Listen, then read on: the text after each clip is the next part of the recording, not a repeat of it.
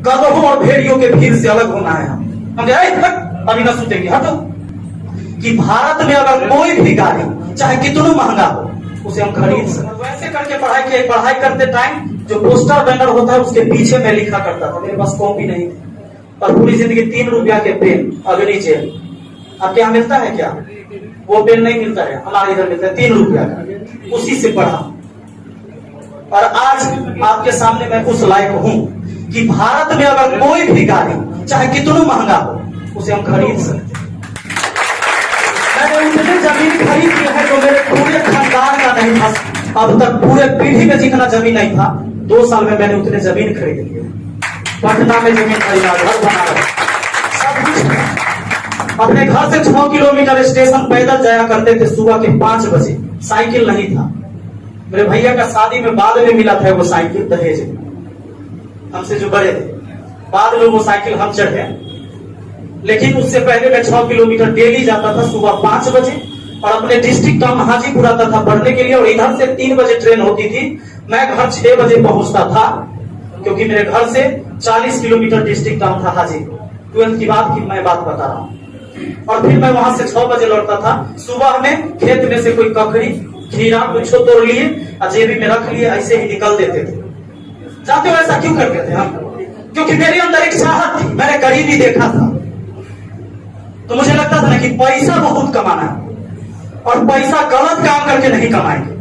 पैसा भी कमाएंगे और नाम भी कमाएंगे और जितना चाहेंगे उतना कमाएंगे।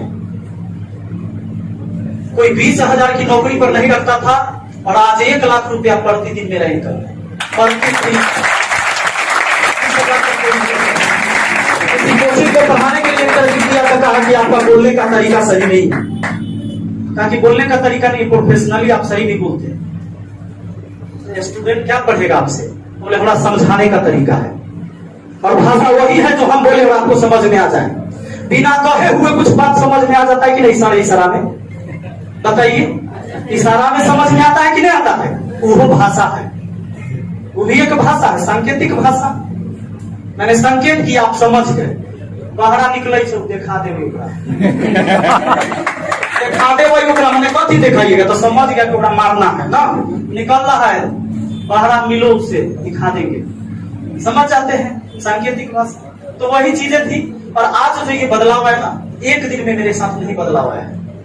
सरकार है, देखिए अगर कोई भी व्यक्ति बड़ा होता है तो आदमी केवल ये देखता है कि भाई वो बहुत बड़ा हो गया, लेकिन उसके पद चिन्ह जो उसके पांव में छाले थे वो इंसान नहीं देख पाता। उसको एक बार गौर करिएगा। मैं केवल ये सोचता था, देखिए एक बात और है, आपके जीवन में जब तक किसी चीज की जरूरत नहीं होगी आप मेहनत नहीं करोगे। हम कितना हो मोटिवेट आपको कर दे, कल जाके फिर भूला जाइएगा। आज बताइएगा एकदम जुनून में, क्योंकि आज 5-7 टीचर आपको मोटिवेट करेंगे।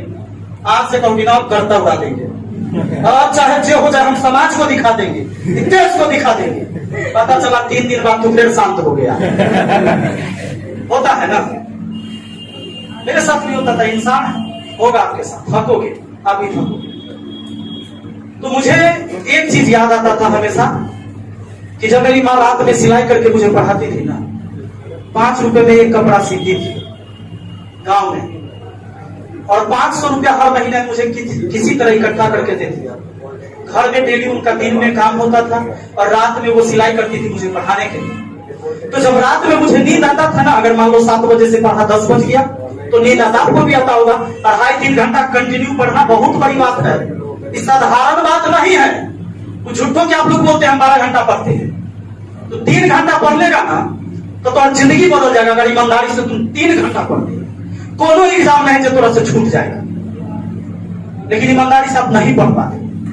हम भी 10 बजे तक पढ़ते थे तो नींद आ जाता था, पूरा कमर अकड़ गया, कहते थे कि सूझ जाते।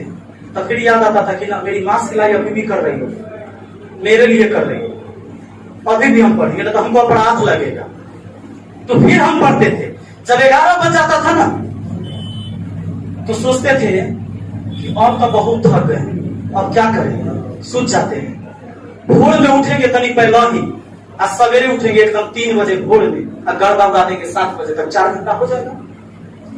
तो सूझ जाते थे। पता चला कि 3 बजे उठाइए नहीं हुआ, 7 बजे उठे। अगला दिन फिर प्लान बनाते थे, ना कल गलती हो गया है, आज अलार्म लगा लेते हैं। अलार्म जब बजता था उस टाइम में तो उसको दबा के ऐसा 5 मिनट में उठते थे ना, क्या हो जाएगा 5 मिनट में थोड़े ना एकदम बवाल हो जाएगा।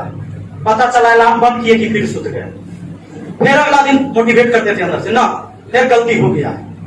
तो फिर जब रात में पढ़ाई करते थे मान लो 11 बजे तक अगले दिन, और जब ये विचार आता था ना कि अभी सुत जाओ, आज उठ जाना पक्का, तो हम कहते थे ना, ये जो विचार है ना ये हमारे दुश्मन है, यही 3 दिन से मुझे हरा दे रहा है। हम अभी ना सुतेंगे, हटो, अपने आप से बात करते थे, अभी ना सुतेंगे, अभी पढ़ेंगे।